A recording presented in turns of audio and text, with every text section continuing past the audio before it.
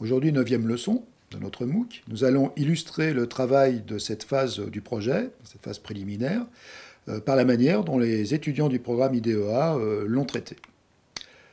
Alors, comment avons-nous organisé le projet Aqua Urbana avec nos étudiants du programme IDEA? Cette équipe de 5 étudiants. Rappelons que nos étudiants sont issus de n'importe quelle filière de formation. Ils ont utilisé des notes de lecture, des schémas représentant leur parcours créatif, des post-it bien sûr, mais pas seulement. Certains ont créé des répartitions de recherche selon les savoirs de chacun, ou au contraire sans rapport avec les profils, pour susciter justement ce fortuit qu'on le recherche. Selon les assemblages de profils, de personnalités, de sensibilités, l'alchimie du fonctionnement de chaque équipe a produit évidemment des concepts très différents. La restitution de ce travail de veille n'a pas un aspect exhaustif, évidemment, du travail réalisé. Elle doit plutôt reposer sur une organisation orientée de ce travail et qui est pour nous la principale illustration qu'on doit vous proposer. Nous allons vous proposer un survol de la production des étudiants pour montrer la diversité des parcours, des étonnements, des prémices d'hypothèses et comprendre l'intérêt. En fait, il ne faut s'interdire aucun chemin. Travail du premier groupe.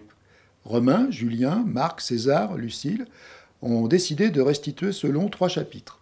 Des principes aux limites, l'empreinte de l'eau sur Terre, la flow-confluence, qui est presque déjà en soi un concept. Une introduction est proposée. La restitue, l'eau désigne d'abord un liquide naturel, incolore, inodore et transparent.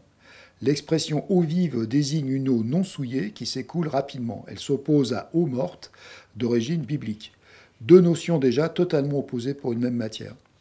Le problème du partage de l'eau est évoqué aussi. L'eau est considérée comme le bien de l'humanité, il faut donc la protéger. Il faut savoir que l'eau n'est pas potable partout sur Terre. Promouvoir ce droit d'accès à l'eau pour tous est notre devoir en faisant par exemple un travail d'information, de sensibilisation ou de mobilisation. Quelques illustrations déjà pour illustrer leur travail sur l'eau, identité culturelle. L'eau est un élément physique qui possède une dimension spirituelle prononcée au sein de toutes les cultures et de toutes les croyances. L'eau, indépendamment du fait qu'elle puisse laver le corps, lave aussi l'esprit pour se présenter purifié face à Dieu. Ce rapport entre l'eau et les hommes est identitaire dans le sens où l'homme s'identifie à la pureté de l'eau et cherche à s'en approcher.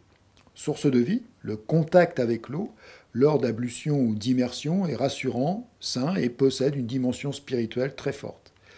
L'art contemporain et l'eau et les phénomènes impossibles. Voilà une piste qui était étonnante. Ils ont vu des œuvres qui proposaient des thèmes comme marcher sous la pluie sans être mouillé, respirer sous l'eau, au moins d'être comme une sirène, marcher sur l'eau, enfin sauf pour Jésus, c'est-à-dire pour tout le monde, l'eau qui ne mouille pas, l'eau sèche. Par définition, c'est impossible. Or, une veille artistique et technique a permis d'identifier qu'on peut marcher sous la pluie sans être mouillé. C'est montré par une installation artistique au MoMA de New York, et le projet s'appelait Rain Room. Le travail du second groupe. Salomé, Benjamin, Asta, Gandalf et Aude nous proposent un plan plus classique pour la restitution de la veille.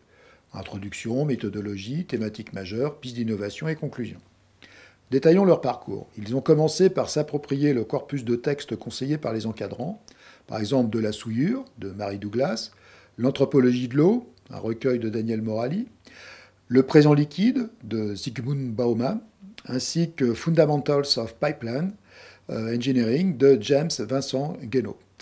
Ils ont également visionné des films d'artistes contemporains, suivis d'une mise en commun des résultats et des étonnements. Puis ils ont réfléchi autour de mots-clés, Aqua, Urbana, Confluence, Système. Ils ont mis enfin en avant la proximité des relations intermoléculaires de l'eau et les relations sociales et humaines.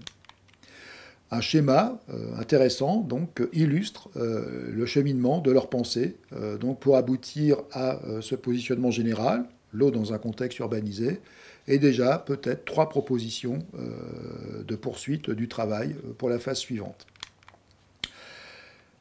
Donc, il nous propose cette thématique majeure, les enjeux de l'eau dans l'urbanisation.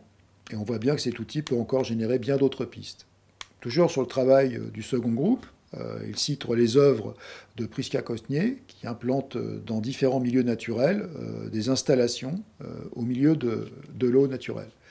Conçues en chaque circonstance, en résonance avec le site d'accueil, Elle choisit de révéler en fait le monde discret du travail des microalgues, qui se cache dans l'infiniment petit et qui est au cœur même du secret de la recréation de ces écosystèmes.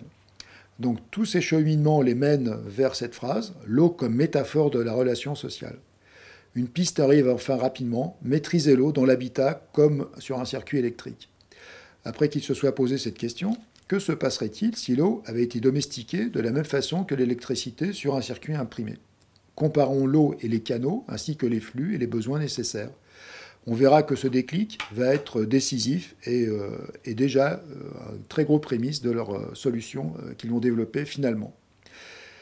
Et puis ils ont confronté en fait justement cette hypothèse avec une autre découverte, la société humaine liquide, décrite selon Bauman, ce sociologue bien connu. Le travail du troisième groupe, alors Guillaume, Alexandre, Agathe, Benjamin et Céline, nous propose comme introduction une métaphore, l'eau miroir de l'homme, à partir d'une lecture d'Edgar Morin, qui dit cette phrase bien connue, « L'homme est un être culturel par nature parce qu'il est un être naturel par culture ». Voici leur introduction. L'eau est un élément avec lequel nous sommes familiers et qui pourtant cache bien ses secrets. Ils décident ensuite de s'intéresser à deux aspects de l'eau. L'eau par rapport à sa nature, pour comprendre comment l'homme perçoit l'eau, et l'énergie et l'eau, pour comprendre comment les hommes vont transformer l'eau en source d'énergie. Alors, ils n'oublient pas non plus d'observer deux aspects très importants. L'eau est source de culture et l'eau vue sous l'angle du savoir. Ainsi, ils proposent les questions suivantes. Qu'est-ce que l'eau, tout simplement? Quels sont les enjeux éthiques et politiques de l'eau? Et quelles sont les constructions symboliques de l'eau? Ils proposent ce schéma pour décrire leur point de vue de la nature de l'eau. On observe de par ces trois angles de construction que l'eau est un élément fondateur d'une société et donc qu'elle est un bien culturel. En effet, elle est traitée de différentes manières par les différentes cultures au fil des siècles et on constate que tous les peuples accordent une place essentielle à l'eau. L'eau n'existe alors qu'en fonction d'un contexte-temps et d'un espace donné. Elle ne se définira pas de la même manière selon deux peuples ou deux instants donnés. Regardons le travail du troisième groupe, donc avec ce schéma qui résume, qui cartographie leurs recherches et leurs pensées. Donc il propose une énergie comme potentiel, où chaque branche représente une potentialité d'hypothèse. Donc on mélange potentialité de l'eau en énergie et potentialité d'hypothèse. De cet outil, on pourra aisément réaliser des connexions fructueuses entre les différents éléments, ce qu'ils firent en phase suivante. Sur le travail du quatrième groupe, donc il nous propose cette organisation-là de la pensée, organisation du territoire, relation pouvoir, nature, système des valeurs, bref, vous le découvrez avec moi. Vous voyez que ce travail fait par Julien Dimitrios, Camille, Yacine et Florène, la manière de poser juste dans l'espace comme ça certains éléments est déjà une organisation de la pensée créative. Alors, ce quatrième groupe avait fait une veille artistique particulièrement intéressante. Ainsi, ils m'ont fait découvrir cet étonnant collage de Marx Ernst, La mère de jubilation, qui figure dans le livre La femme à 100 têtes, audition du Carrefour, 1929, et cette installation interactive plus contemporaine, Graffiti, donc d'Antonin Fourneau à Poitiers. C'est un mur de lettres qui est réactif au contact de l'eau, et ça permet de graffer ou de dessiner en projetant de l'eau sur ce mur de lettres.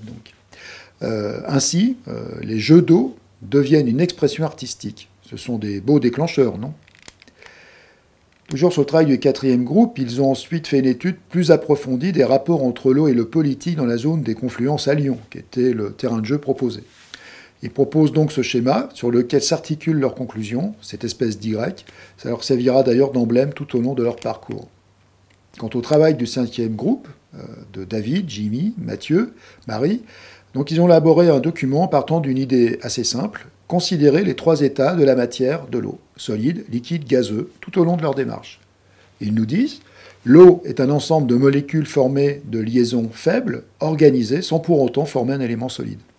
Ce caractère ambivalent de la matière a été le point de départ de notre démarche de veille. L'eau nettoie le monde terrestre, devenu impur en raison des fautes humaines. Ils ont fait donc un détour vers le monde antique. Toujours à partir des trois états de l'eau, ils organisent non seulement leur travail de veille, mais aussi leur manière d'analyser les lectures et les recherches. C'est intéressant en termes de méthodologie. Ils proposent cette phrase de Mary Douglas dans De la souillure. À partir de ce concept de pureté, l'homme a trouvé un axe fondateur à une mise en ordre de son environnement et qui a permis à l'homme d'avoir ses premiers cadres culturels. Il cite aussi, comme d'autres, guidé par le maître mot de la liquidité, ce fameux sociologue polonais Zygmunt Bauman, qu'on retrouve, qui dans L'amour liquide détaille la notion de société liquide. Donc voici en forme de conclusion de leur travail de veille et en repartant des 3 états physiques de l'eau, 3 pistes à exploiter pour la phase suivante. Donc il existe toujours une cohabitation entre ces 3 états guidés par une dominante. C'est à l'issue de cette construction qu'ils ont établi donc ces 3 axes. Quels aspects de la société solide seront conservés à l'aune de l'ère de la société gazeuse? Quelles répercussions les aspects de la société liquide actuellement en mutation auront-ils sur le reste de la société? Enfin, est-il possible de faire cohabiter ces caractéristiques de société gazeuse avec celles de la société solide sous le signe de la confluence? Vous voyez que ces questions, un peu complexes, leur permettent en fait d'interroger la totalité des éléments qu'ils ont découverts dans leur travail de veille. Quant au travail du 6e groupe, Marie, Victorien, Emmanuel, Étienne et Marion, donc, qui s'affichent avec cette illustration en introduction de leur travail de veille, citent Aristote. Des 4 éléments, c'est le plus fluide qui joint la terre et le ciel. Puis il commence par une étude du quartier Confluence pour ensuite interroger les notions d'eau géologique et d'eau culturelle. Ils soulignent le rôle de matrice urbaine que joue l'eau dans l'aménagement de la ville. Ils font aussi le pertinent constat que si l'eau est invisible dans la plupart des produits que l'on achète, elle a été pourtant présente d'une manière ou d'une autre, que ce soit en tant qu'énergie, de composante, de process ou d'une formulation. Le travail du 6e groupe, donc sur le plan des valeurs, note que le rapport à l'eau est passé du qualitatif au quantitatif, ce qui est vrai pour les pays occidentaux, car pour les autres pays, l'eau est restée une principale cause de mortalité sur Terre.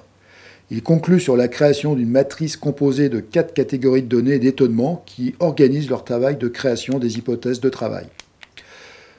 En conclusion, nous avons réalisé un survol du travail de l'équipe de 6 étudiants, de 6 équipes d'étudiants d'IDEA qui ont réalisé ce projet.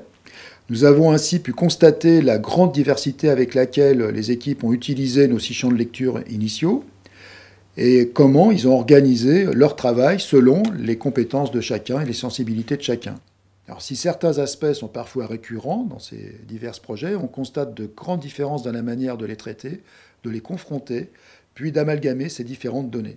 Rappelons-le, il n'y a pas de règle stricte pour mener à bien cette phase du projet, décisive, sinon organiser ses notes, représenter par la schématique son parcours, puis l'ordonnancement de ses idées.